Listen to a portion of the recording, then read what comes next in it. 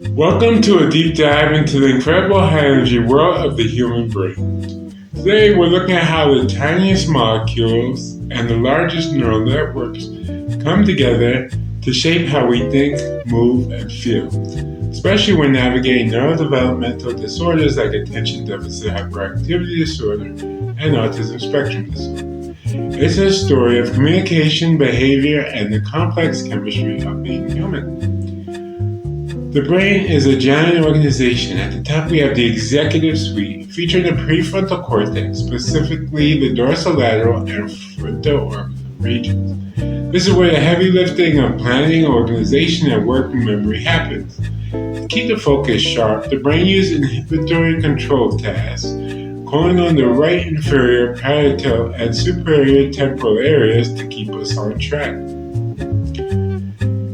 But a big organization needs more than just a CEO, needs a way to manage energy. That's where the attention networks come in. We have the anterior attention network and the task positive network, which handle our moment-to-moment processing.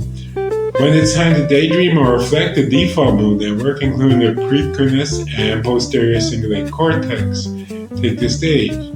The goal is a smooth handoff between these networks managed by the salience network, so we don't get stuck in a loop of distractibility.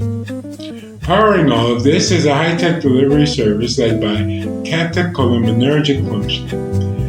Dopamine and norepinephrine act as the main couriers. Sometimes we use a reuptake inhibitor or a releaser to make sure these messages stay in the system long enough to do their job.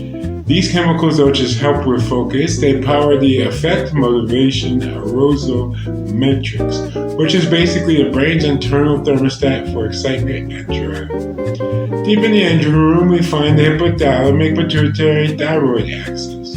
Here, thyroid stimulating hormone and thyroid hormones act as the master architects overseeing dendritic and axonal growth, synaptogenesis, and the vital myelination that insulates our neural wires.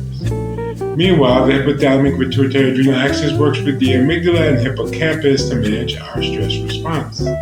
Even telomerase activity and electrocortical oscillations play a role in keeping the systems resilient and tuned.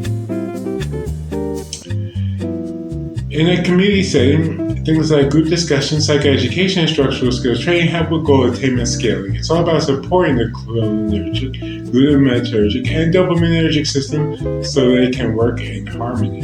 Every spark of electricity, every drop of glutathione works together to help us navigate the world with curiosity and resilience.